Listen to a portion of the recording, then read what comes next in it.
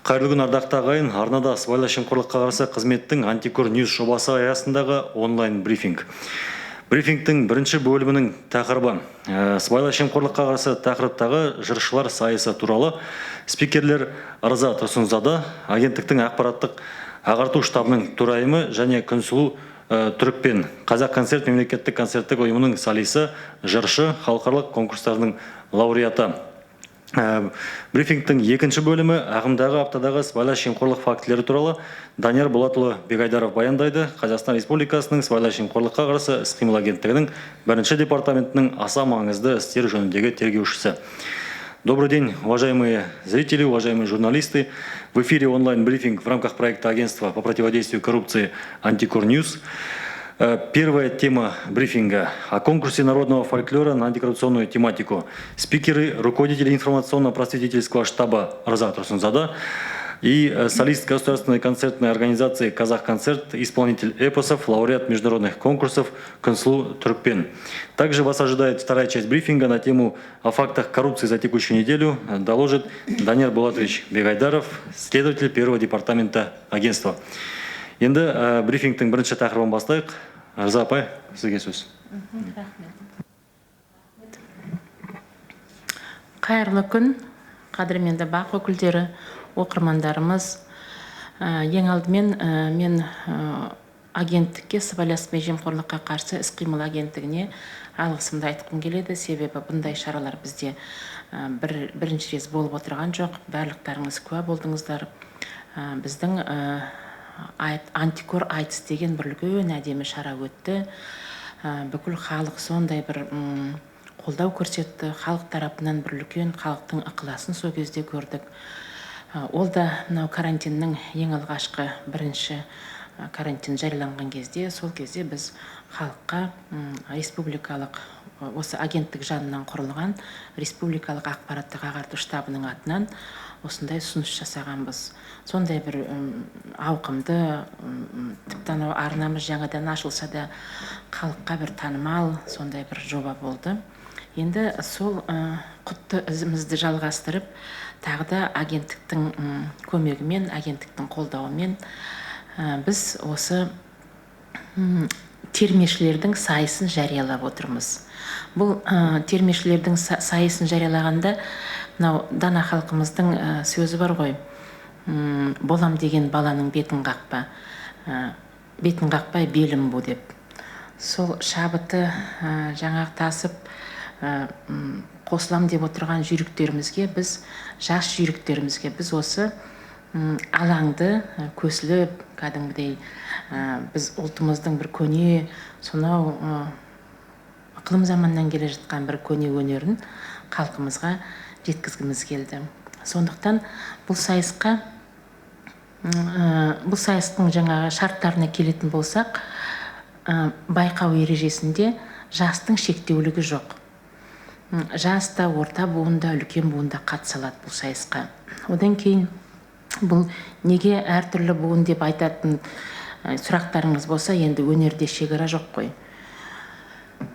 Орта буынның айтатын өзінің термесі бар, үлкен буынның айтатын өзінің термесі бар, ал жалындап тұрған жастардың өзінің аузындағы термесі бар. Сондықтан барлығыңыз қатыса аласыздар. Сонан кейін қатысушылардың арасында әрине әуесқой термешілер де бар, және кәсіби термешілер де бар. Қалай бағалаймыз деген сұрақ туса, баға сіздерден.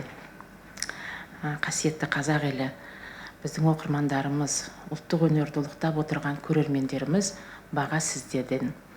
Дауыс беру YouTube арнасында жүреді. Кешірім өтінем. Барлықтарыңызға мәлім, айтысты да біз YouTube арнасында дауыс берген болатынбыз. Ырза Тұрсынзада лайф деген менің ақпараттық ағарту штабының төрайымы ретінде өзімнің парақшам бар, сол парақшада өтеді. Одан кейін бұл жобаның тағы бір ерекшелігі, еліміздің бүкіл өңірлері қамтылады. Бүкіл өңірлері, тіпті бұрын мысалы терме, жырау, жыршы десе, ең алдымен көз алдымызға бізге келетіні Маңғыстау, Жетісу, сонан кейін Сырды ғана біз елестететінбіз. Ал қазір тәуба тәуелсіздігімізбен бірге, егемендігімізбен бірге осы өнер кең қанатын жайды. Осы жолы бізге Кереку, Қызылжар, одан кейін Қостанай сияқты өңірлерден де қосылып отыр. Қош келдіңіздер, үлкен рахмет барлықтарыңызға. Одан кейін байқау болғаннан кейін байқаудың, бұл енді бәйге ғой. Бәйге болғаннан кейін бәйгенің өзінің қойылатын жаңағы сыйы болады, сыйлығы. Осы жолда Алтын Орда ұжымының атынан гран-приға 1 миллион теңгенің бағасымен есептелінетін этно жоба. Оның барлығын біз толық әдеттегідей видео материалын бәрін көрсетеміз, ол қандай этно жоба екенін. Сонан кейін енді 17 өңірден біздің термешілер қатысады, сондықтан да әрине біз ешкімді құралақан жібергіміз келмейді. Бірінші, екінші, үшінші орынның сыртында жаңағы ынталандыру, өткен жолға айтыстағы сияқты да осы жолда ынталандыру сыйлығы болады біздің тарапымыздан. Енді ең үлкен мақсат, бұл терменің жүргізудің ең үлкен мақсаты. Біздің әсіресе қазақ даласында, қазақ тарихында, ұлтымыздың тарихында сөздің құдіреті ерекше орын алған. Кейде тіпті ойлайсың, осы сөздің қадірі кеткеннен кейін біздің ортамыздың сапасы да кетіп бара жатыр ма деп. Сол сөздің қадірін қайтару үшін мынау аталы сөзге арсыз ғана тоқтамайды дейді ғой. Сол қазір аталы сөзге біз аздау болып жатқан сияқты біздің қоғам. Сол аталы сөзді айтатын ең алдымен көне термелерді осы заманға ілестіріп, сондай тамаша өнермен ортаға түскен жастардың даусымен жеткізгіміз келеді. Жастардың сондай шырылдаған, жаңа қабырғасына батып жүрген біздің жастар өте таза, текті халықтың ұрпағы ғой. Сол текті халықтың ұрпағының таза жүрегімен айтылатын керемет мазмұнды жоба болады деп ойлаймын. Сондықтан керемет мазмұнды жоба болады деп ойлаймын. Біздің антикор айтыс сияқты да. Сондықтан біздің парақшамызда, әлеуметтік желідегі Facebook парақшамызда біздің ақпараттық штабтың өзінің парақшасы бар. Инстаграм парақшасында миллионнан астам біздің көрермендеріміз бар, миллионнан астам оқырмандарымыз бар. Барлықтарыңызды күтеміз. Ең бірінші қолдайтын айналайын халық сіздер. Тағы да айтамын, агенттікке алғысымызды айтамыз. Бұйыртса талай елдің көңілінен шығатын, әсіресе қазіргі жағдайда мынау үйде тығылып отырған халқымыздың алдында бір жанына шипа болатын, бір рухани азық болатын, бір керемет жоба болады деген ойдамыз. Бұйыртса енді барлығымыз бағалаймыз.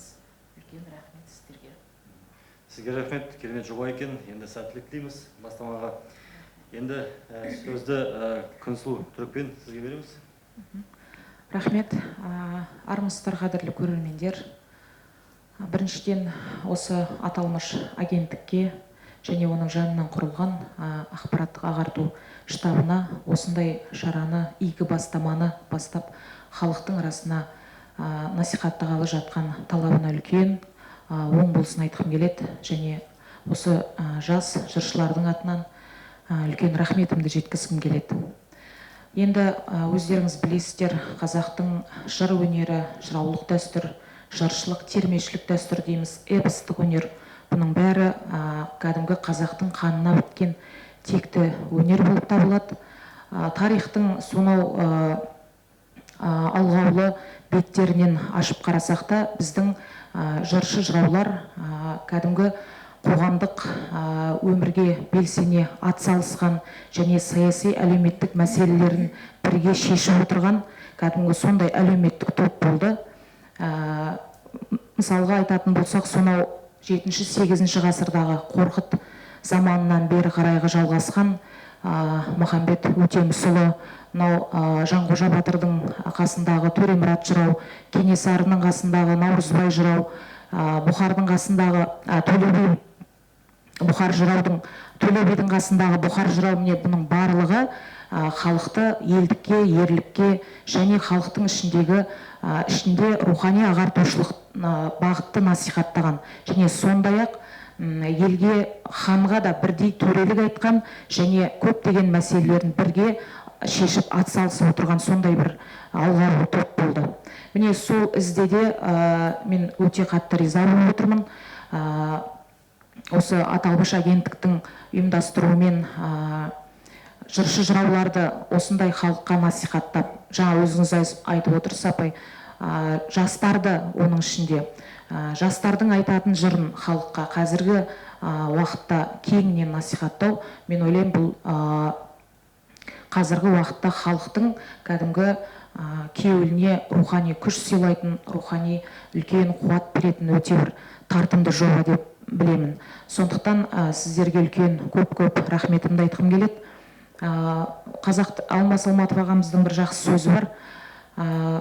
Жыраулық дәстүр бұл 1000 жылдық мәдениет пен 100 жылдық өркениеттің тірі жәдігері дейді.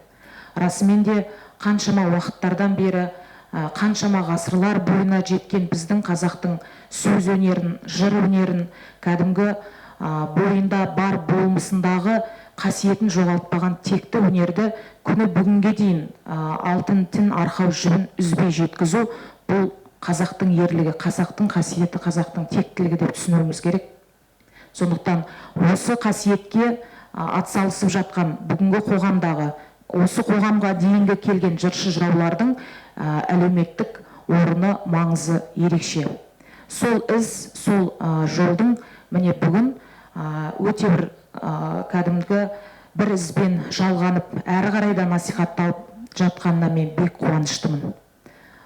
Сәттілік тілеймін, жастарға бұйырса өте бір жақсы жоба деп білеміз. Әлде де жалғасын табатынына үлкен сеніміміз мол. Сондықтан жастардың жыры, жастардың үні халыққа үлкен күш қуат болсын деген тілек айтқым келеді. Рахмет. Мінекей алдыңызда қасиетті қара домбыра бар екен. Енді сізден қонақ кәде сұраймыз? Әрине.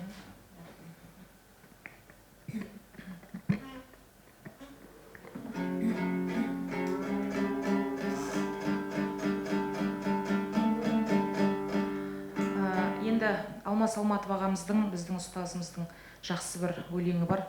Әділдік хақтың бұйрығы, әркімнің жетпес өресі. Елдік бірлік ынтымақ, ел бастар ердің кеңесі дейді.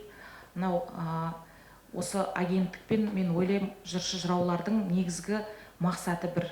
Әділдікті жырлау, елге әділдікті насихаттау, елдікті, бірлікті насихаттау және оны кеңінен жырлау. Бұл енді осы шара аясындағы екі топтың, екі жақтың бір мақсат аясындағы үдесінен шыққандығы деп білем. Сондықтан қазір Айдос Рахметов ағамыздың осы елдік, бірлік, тәуелсіздік туралы бір жақсы жазылған толғауы бар еді, соны орындап беруге рұқсат етіңіздер.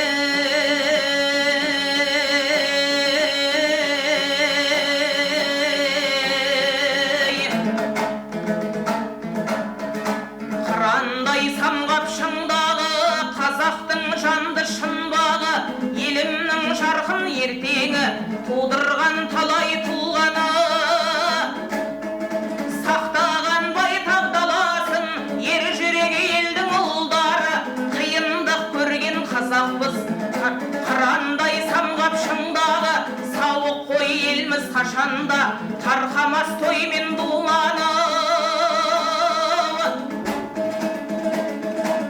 шайнасын далам шайнасын, бұлбұлың тыңда сайрасын, халықтың қабыл тілегі Аллаға қолды шайғасын. Қиыншылықтарын артағап шалқытып елім тойласын, қиындық көрмей болашақ шарқырап күліп ойнасын. Заман тоқ болып сүйініп асыра алмай айласын, тектілік тура жолыңнан табаның әсте таймасын, келешегі елдің кемел боп байрағын биік байласын.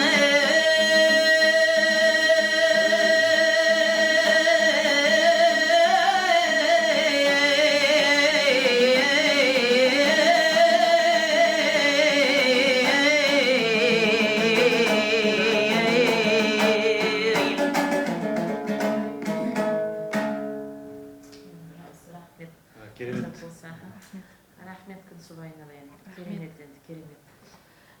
Кезінде жаңа Париждің бүкіл дүйім халқын тік тұрғызып, Әміре Қашаубаевтың осы ешқандай жаңағы музыкалық білімі де ештеңесі де болған жоқ. Халықтың бір өзінен қалған бір ерекше өнер. Қазір сізді тыңдап отырып сондай риза болдым. Үлкен рахмет сізге.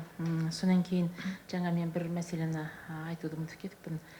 Бұйыртса басталады, бұйыртса қадірменді оқырмандарымыз, көрермендеріміз, бұйыртса ендігі жетінің сәрсенбінің сәтімен біз осы аламанды бастаймыз. Негізгі алаң YouTube арнасы, қосымша бүкіл әлеуметтік желіде ақпараттар болады. Қош келдіңіздер. Дауыстап, өздеріңіздің дауыстарыңызды беріп, сүйіктілеріңізді жан дүниеңізден жаңа ерекше орын алған жастарымызды бағалайтын сіздер. Қош келдіңіздер. Ал рахмет, міне сәттілік тілейміз. Міне үлкен бастама болайын деп отыр. Бүкіл осы болатын іс-шаралар туралы біздің әлеуметтік желілер арқылы хабарлайтын боламыз, құрметті көрермендер. Ал енді осы брифингке келгендеріңіз үшін көп-көп рахмет. Құрметті көрермендер, құрметті журналистер, арнадан алыстамаңыздар. Сәл бір 2 минуттан кейін брифингтің екінші бөлігі басталады. Уважаемые зрители, просим не отлучаться от экранов. Буквально через несколько минут начнется вторая часть онлайн-брифинга. Спасибо. Құрметті көрермендер, онлайн-брифингтің екінші бөлімін бастаймыз. Ағымдағы аптадағы сыбайлас жемқорлық фактілері туралы Қазақстан Республикасының сыбайлас жемқорлыққа қарсы іс-қимыл агенттігінің бірінші департаментінің аса маңызды істер жөніндегі тергеушісі Данияр Болатұлы Бегайдаров баяндайды. Уважаемые зрители, начинаем вторую часть онлайн-брифинга.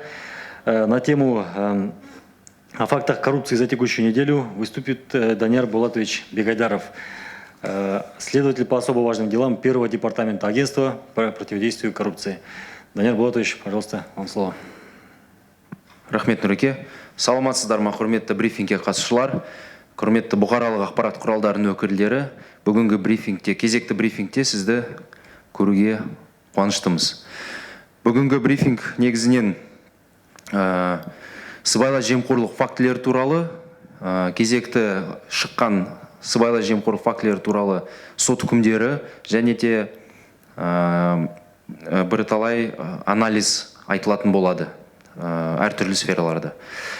Сонымен 18 тамызда өткен сыбайлас жемқорлыққа қарсы күрес мәселелері жөніндегі кеңесте мемлекет басшысы сыбайлас жемқорлыққа қарсы күрес еліміздің стратегиялық дамуындағы негізгі басымдықтың бірі екенін атап өтті. Мемлекет басшысы бағдарламаларды іске асыруға бюджет қаражатының дұрыс бөлінуіне, таратылуына және түсуіне бақылауға ерекше көңіл бөледі. Аталған стратегиялық міндеттерді іске асыру барлық мемлекеттік органдарға жүктелген. Бұл салада қойылған міндеттерді іске асыру жауапты лауазымды тұлғалардың қызметтік міндеттерін адал атқаруына байланысты. Алайда, жекелеген теріс пиғылды лауазымды адамдар көрсеткен сенімді жеке пайда табу мақсатында мемлекеттің қоғамдық мүдделеріне қайшы пайдалана отырып, жемқорлыққа жол беруде. Мұндай іс-әрекет нәтижелері ұлттық қауіпсіздік, ұлттық өмірі мен денсаулығына, жеке заңды тұлғалардың және мемлекеттің задды мүдделеріне қауіп төндіреді. Орасан зор экономикалық зиян келтіреді және дамуды тежейді. Қазақстан Республикасының сыбайлас жемқорлыққа қарсы іс-қимыл агенттігімен бұндай әрекеттерді болдырмау мақсатында ағарту, тәрбиелеу, тәуекелдерді жою және заңдарда қабылдау жемқорларды әшкерлеуде ауқымды жұмыс атқарылуда. Енді өткен аптада анықталып, сотқа дейінгі тергеп тексерулердің бірыңғай тізіміне тіркелген кейбір қылмыстық құқық бұзушылық фактілеріне тоқталуға рұқсат етіңіздер. В целом, за истекшую неделю антикоррупционной службой зарегистрировано более 70 досудебных расследований, задержано 7 должностных лиц, применена мера пресечения содержания под стражей в отношении 6 лиц. С начала года в отношении 100.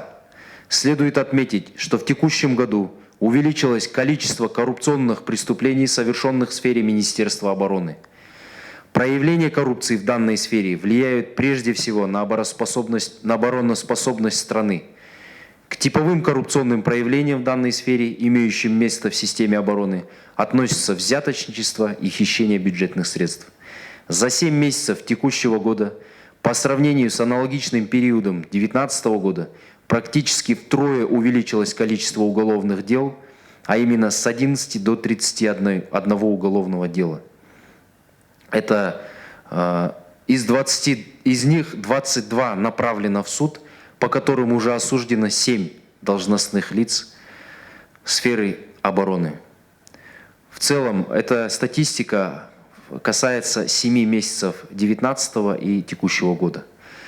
К примеру, только за истекшую неделю антикоррупционные службы по городу Алматы по подозрению в совершении коррупционного правонарушения изобличены начальник направления сил воздушной обороны, Центра военных представительств, бывший заместитель начальника департамента кадров Министерства обороны Республики Казахстан и командир взвода курсантов военно-инженерного института радиоэлектроники и связи. Они подозреваются в том, что на системной основе через посредников офицеров организовали кадровый бизнес по переводу военнослужащих в воинские части города Алматы и из других регионов. Сумма полученного незаконного денежного вознаграждения варьировалась от 800 тысяч до 1,1 миллиона тенге за перевод одного военнослужащего. Вместе с тем, антикоррупционные службы города Алматы по подозрению в коррупции изобличены заместитель руководителя Департамента экономических расследований по Кызылординской области и его доверенное лицо, которые в группе лиц по предварительному сговору путем обмана завладели денежными средствами предпринимателя в сумме 10 миллионов тенге под предлогом снятия и разблокировки банковских счетов. Последние задержаны с поличным при получении от предпринимателя денежных средств в сумме 10 миллионов тенге. Данная информация ранее уже вам представлялась. Вместе с тем, сегодня вам будут представлены и видеоматериалы, которые вы сможете получить на YouTube и Telegram-каналах антикоррупционной службы. Вместе с тем, антикоррупционной службы Актюбинской области проводится досудебное расследование в отношении бывшего руководителя управления строительства, архитектуры и градостроительства Актюбинской области. Он подозревается в хищении 60 миллионов тенге по предварительному сговору с руководителем подрядной организации, которые были выделены на строительство школы в Мугаржарском районе по государственной программе «Нурлы-жол». Антикоррупционные службы Карагандинской области проводится досудебное расследование в отношении руководителя Сатпаевское городское управление казначейства по факту получения взятки в сумме 400 тысяч тенге от представителя строительной компании за оказание содействия в приеме выполненных работ по договору о государственных закупках текущего ремонта помещения госучреждения. Расследование по данному факту продолжается, иные обстоятельства в интересах следствия не разглашаются. Антикоррупционные службы Западно-Казахстанской области начато досудебное расследование в отношении руководства областного филиала национальной компании «Казавтожол» по факту хищения бюджетных средств в особо крупных размерах. Указанные лица в группе лиц по предварительному сговору с подрядной организацией и другими лицами в период 2017-2019 года совершили хищение бюджетных средств в сумме более 13 миллионов тенге, выделенных на капитальный ремонт по благоустройству пункта пропуска Сырым на казахстанско-российской границе участка автомобильных дорог республиканского значения. антикоррупционной службы Павлодарской области проводится досудебное расследование в отношении руководителя одного из областных филиалов акционерного общества «Национальная компания Казахстан Темиржолы» по подозрению в совершении коррупционного уголовного правонарушения. Он подозревается в незаконном получении 5,5 тонн горюче-смазочных материалов общей стоимостью более 1 миллиона тенге от руководителей подведомственных ему организаций. В Северо-Казахстанской области начато досудебное расследование в отношении руководителя одного из управлений аппарата акима Северо-Казахстанской области и его заместителя. Они подозреваются в получении по предварительному сговору взятки в виде денежных средств в размере 2 миллионов 600 тысяч тенге от директора подрядной организации за беспрепятственное подписание актов выполненных работ при их фактическом невыполнении. Должностные лица задержаны и водворены в изолятор временного содержания города Петропавловск. Остальные обстоятельства и интересах следствия разглашению не подлежат.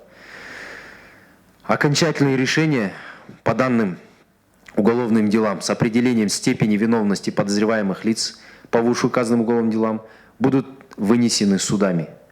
Иная информация в интересах следствия в порядке статьи 201 Уголовно-процессуального кодекса разглашению не подлежат. В целом, также хотелось бы отдельно остановиться в сфере образования, а именно образования на местах, аналитические сведения, разрешите представить вам. В целом, развитие системы образования и повышение его качества являются ключевым приоритетом социальной политики государства, и начинается это с дошкольной скамьи. Главой государства на третьем заседании Национального совета общественного доверия указано, что от развития системы образования зависит экономика и дальнейшая государственная политика страны. Там же были даны четкие поручения о кардинальном реформировании данной сферы. Как вам известно, в декабре 2019 года была утверждена программа развития образования и науки до 2025 года, начинающаяся с текущего года, где предусматривается увеличивать финансирование сфер науки в 7 раз, высшего образования в 2 раза, для развития и повышения конкурентоспособности с целью приближения к лучшим практикам стран ОСР. Реализация поставленных задач зависит от добросовестного исполнения служебных обязанностей ответственных должностных лиц в данной сфере.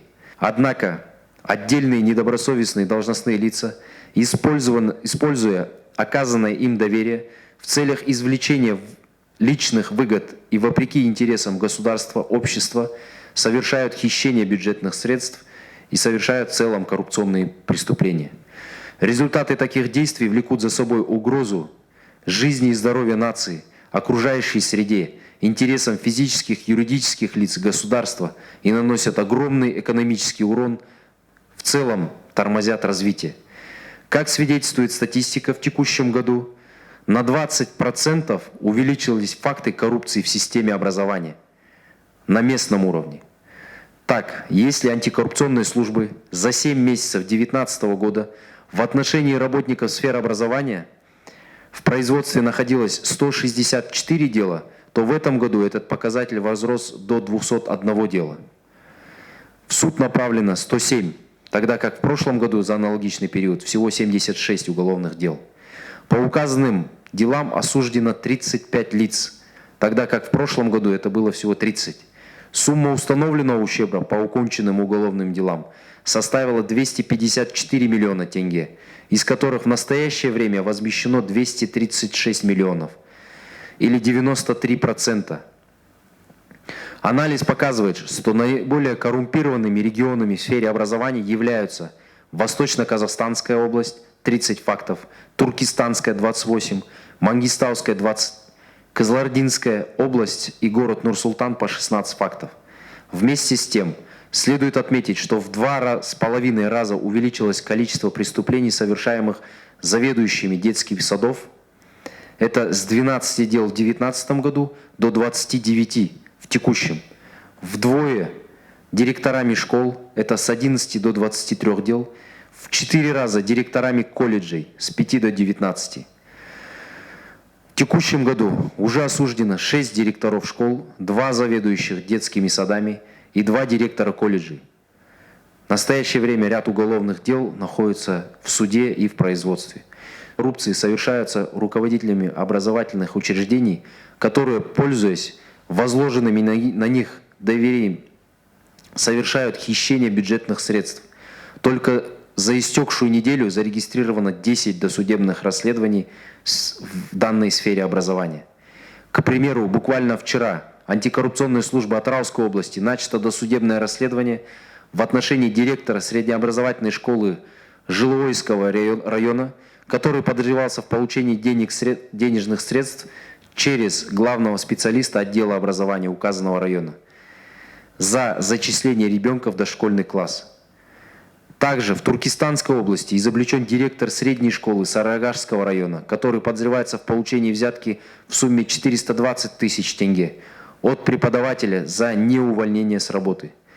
Задержание указанных лиц не производилось в связи с полным признанием вины и заявлением обязательства о явке. Аналогичные факты выявлены в Восточно-Казахстанской, Жамбылской, Кызылординской, Павлодарской, Западно-Казахстанской областях и городах Шымкент, Нур-Султан. Только на текущей неделе состоялось 2 приговора в отношении 2 директоров школ.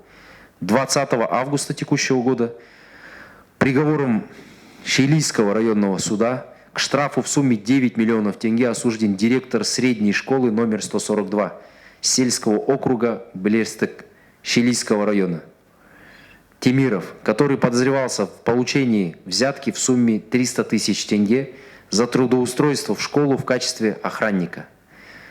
Хотелось бы отметить, что данный факт был выявлен по сообщению на колл-центр 1424 гражданами, которые усердно и беспристрастно борются с коррупцией и не сидят на месте, а сообщают о фактах коррупции. 6 августа текущего года приговором Карасайского районного суда Алматинской области к штрафу в сумме 8 миллионов тенге осуждена директор средней школы село Штюрек Казанск указанного района Кашкинбаева. Она подозревалась в получении взятки в сумме более 200 тысяч тенге за трудоустройство на работу преподавателем указанной школы. Для повышения эффективности противодействия коррупции в данной сфере нами на постоянной основе направляются представления с целью устранения причин и условий, способствующих совершению и коррупции. В связи с чем необходимы совместные системные и комплексные меры, направленные на исключение коррупционных проявлений в данной сфере. Агентством в данном направлении работа продолжается совместно с Министерством образования и структурными подразделениями акиматов. Теперь хотелось бы остановиться на состоявшихся приговорах за истекшую неделю, а их всего 9 в отношении 12 лиц, 6 из которых руководители различного уровня. Вместе с тем осуждено 5 лиц по фактам дачи взяток, а именно граждане, не работающие на госслужбе, которые дают взятки должностным лицам. По фактам мошенничества 1 факт. К лишению свободы приговорено 3 лица. Ограничение свободы 2, к штрафам 7 лиц. В целом, 18 августа текущего года приговором Наурузбайского районного суда города Алматы осужден экс-директор Сельдел Коргау Курулус Муталиев и Бердибеков, которым назначены наказания в виде 4 лет и 1 года лишения свободы соответственно. Муталиев подозревался в получении взятки при посредничестве Бердибекова в сумме 5 миллионов тенге за предоставление субподрядных работ. Также 19 августа приговором военного суда Актюбинского гарнизона к 3 годам ограничения свободы осуждена заведующий сектором бюджета и отчетности Мугалджарского района отдела финансов Жунусова, которая подозревалась в хищении бюджетных средств на сумму порядка 1,5 миллиона тенге. 20 августа текущего года Актауским городским судом к 3 годам лишения свободы осуждена заместитель руководителя отдела государственных закупок KMG AP Catering Чекиновой и к 2 годам лишения свободы гражданка Султанова. Чекенова подозревалась в получении взятки в сумме 3 миллионов тенге от гражданки Султановой за положительное решение вопроса по приобретению и поставке продуктов питания и дальнейшее покровительство данному предпринимателю. Осужденные лица пожизненно лишены права занимать должности на государственной службе. На данной ноте хотелось бы сообщить гражданам, неравнодушным гражданам о том, что действует колл-центр 1424. Просим сообщать о каждом факте на наш колл-центр. А теперь хотелось бы, если имеются вопросы, пожалуйста, на реке, готов ответить.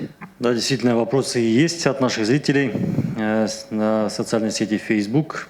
Сейчас, секундочку, прогрузится. Так, первый вопрос. Рабига Дюсингулова спрашивает. Тенгри Ньюс. Проводится ли проверка по бывшему главе ФСМС Айбатыру Жумагулову? Задержан ли он? Что показали проверки фонда? Обнаружены коррупционные составляющие в работе ФМС или нет? Спасибо за вопрос. В целом, по данному вопросу в настоящее время у нас материалы будут дорабатываться. На следующем брифинге, пожалуйста, примите участие. Возможно, вам будет представлена соответствующая обновленная информация. На настоящий момент я пока сообщить ничего не могу. Так. Следующий вопрос. Лязат Баньязова пишет. В Толебийском районе у руководителя образования Розы Амановой 2 поддельных диплома. Но я думаю, Лязат, мы эту информацию перенаправим нашим коллегам, соответствующий департамент, и можете дожидаться, наверное, принятия соответствующих мер. Так, следующий вопрос у нас задает Айнура Кайдарова. Но у нее ряд вопросов, я подряд озвучу, процитирую, что вот АФ 2018 не был, да. 4 следователя меняется, дело идет со скрипом. Новый следователь запретил звонить на сотовый, а городской не берет. Странно, говорит, разговоры ведете, но на деле возня. Господин Бегайдаров говорил, что с приемом проблем нет, но тишина.